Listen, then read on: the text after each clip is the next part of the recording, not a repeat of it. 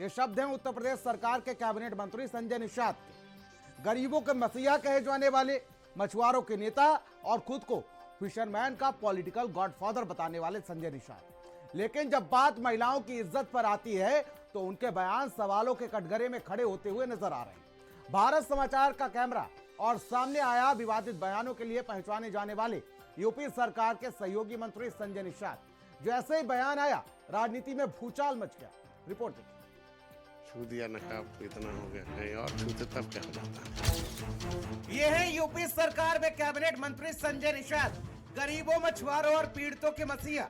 और तो सुनिए, ये खुद को पॉलिटिकल गॉडफादर ऑफ फिशरमैन कहलवाते हैं, सबके भगवान। लेकिन जब बात महिलाओं की होती है तो संजय निषाद का बयान कुछ इस कदर होते हैं। छू दिया नकाब तो इतना हो गया, कहीं और छूते तब क्या हो जाता। छू दिया नकाब तो इतना हो गया, कहीं और छूते तब क्या हो जाता। भारत समाचार का कैमरा और सामने अपने बेहतरीन विवादित बयानों के लिए जाने जाने वाले यूपी सरकार के सहयोगी और कैबिनेट मंत्री संजय निषाद।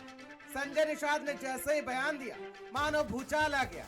लोगों ने संजय निषाद को इतना ट्रोल किया कि संजय निषाद को तुरंत सफाई देनी पड़ गई और लाग लपेट कर डाली पूर्वांचल की भाषा की।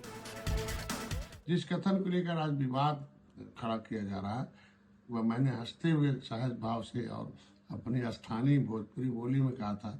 न उसमें किसी समुदाय की, किसी महिला या किसी धर्म के प्रति कोई दुर्भावना थी और न ही अपमान का कोई उद्देश्य मिला था।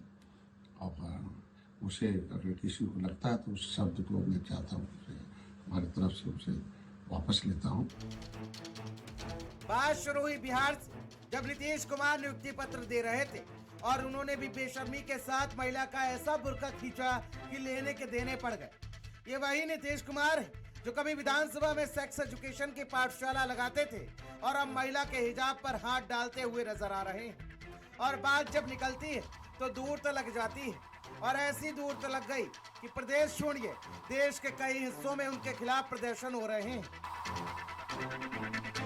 चाहे वो घूंघट हो, चाहे वो बुरखा हो, किसी को ये हक नहीं बनता कि एक महिला की आबरू को बेआबरू करे। और साथ ही साथ संजय निषाद जी का जो वक्तव्य है पूरे देश ने सुना, और आज भाजपा का दामन थामे हुए हैं, वो जनता की आवाज़ को और कमज़ोर करते चले जा रहे हैं। और मुझे लगता है कि उनकी बयानबाजी जो रही वो कहीं ना कहीं भाजपा के साथ जुड़ने और सटने की वजह से है कि इस तरीके की अमर्यादित भाषा का प्रयोग महिलाओं के लिए किया जा रहा है। संजय निषाद कुछ ऐसे गिरे कि पुलिस को उनके कार्यालय पर सुरक्षा तैनात करनी पड़ गई। संजय निषाद ने एनडीए के सहयोगी होने में चाचा नीतीश का ऐसा साथ दिया कि अब कोई उनका साथ देने को तैयार नहीं। यहाँ तक कि महिला आयोग तो उनको पहले ही माफी मंगवाने की बात कह रहा है। बीजेपी नेत्री और महिला आयोग की उपाध्यक्ष अपर्णा यादव ने उन पर जमकर निशाना साधा। संजय निषाद को लोग बुरा भला कह रहे हैं और महिलाएं उनके विरोध में पूरी तरह से उतर आई हैं, जिसको देखते हुए आज संजय निषाद के जो सरकारी बंगला है वहां पर भारी फोर्स तैनात कर दिया गया है। कुल मिलाकर संजय निषाद ने भारत समाचार पर ही एक बयान दिया था जिसमें उन्होंने कहा था सिर्फ नकाब को हाथ लगाया है, अगर यहाँ वहाँ हाथ लगा देते तो क्या होता। तो कुल मिलाकर संजय निषाद की मुसीबतें कम होने का नाम नहीं ले रही हैं। संजय निषाद के एक बयान ने सोशल मीडिया पर आग लगा दी। महिलाओं ने पूछा, अगर मंत्री यही सोच रखते हैं तो आम महिलाएं कितनी सुरक्षित हो। तो वहीं अब संजय निषाद कुछ भी बोलने को तैयार नहीं है। देखिए, मैं समझती हूँ कि किसी को भी, कोई मंत्री हो या ना मंत्री हो, मैं समझती हूँ किसी भी प्रकार की अमर्यादित टिप्पणी किसी भी महिला के बारे में, किसी भी धर्म, जाति या किसी भी समुदाय से बिलोंग करती हो, उसके बारे में नहीं करनी चाहिए। और अगर इस तरीके का कोई भी प्रकरण, हालांकि मैंने किसी प्रकार का बयान अभी सुना नहीं है, अगर ऐसा होता है तो उन्हें माफी मांगनी चाहिए। नीतीश कुमार की आलोचना करने की बजाय अब लोग संजय निषाद को ज्यादा लपेट रहे हैं। एक जनप्रतिनिधि होने के नाते ऐसी भाषा आपसे बिल्कुल भी अपेक्षित नहीं थी।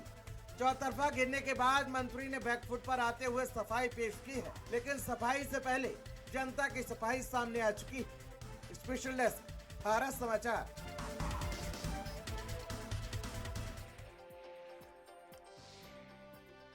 और